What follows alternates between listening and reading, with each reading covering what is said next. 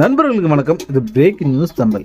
பிரதான் மந்திரி ஆவாஸ் யோஜனா திட்டத்தின் கீழே கிராமப்புற மற்றும் நகர்ப்புறத்தில் வசிக்கக்கூடிய 3 கோடி குடும்பங்களுக்கு வீடு கட்டுவதற்காக அரசாங்கம் உதவி செஞ்சுட்டு வராங்க. ஸோ இது குறித்து தான் நம்ம இந்த நியூஸில் டீட்டெயிலாக பார்க்க போகிறோம். அதுக்கு முன்னாடி நம்ம சேனலுக்கு நீங்கள் ஃபஸ்ட் டைம் வந்திருக்கீங்கன்னா மறக்காமல் சப்ஸ்கிரைப் பட்டனை கிளிக் பண்ணிடுங்க.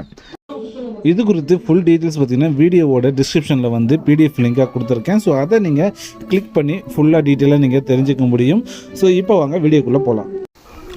இந்திய அரசு 2015-16 ஆண்டு முதல் பிரதான் மந்திரி ஆவாஸ் யோஜனா திட்டத்தை வந்து செயல்படுத்திட்டு வராங்க.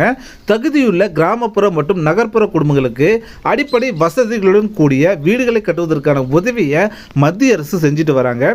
PMAY திட்டத்தின் கீழே கடந்த 10 வருஷத்தில் வீடு கட்டுவதற்கான திட்டங்கள் வந்து சரியாக வந்து வகுத்து அதன் மூலம் பல ஏழை குடும்பங்களுக்கு வந்து வீடு கட்டி கொடுத்துருக்குறாங்க. மொத்தமாக 4.21 கோடி வீடுகள் வந்து கட்டி முடிக்கப்பட்டு ஏழைகளுக்கு வந்து கொடுக்கப்பட்டிருக்குது.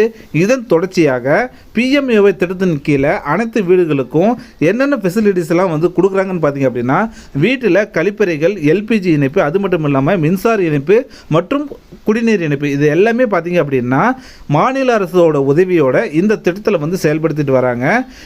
இப்போ ரீசெண்டாக எலெக்ஷன் ரிசல்ட்ஸ்லாம் அனௌன்ஸ்மெண்ட் பண்ணிட்டாங்க.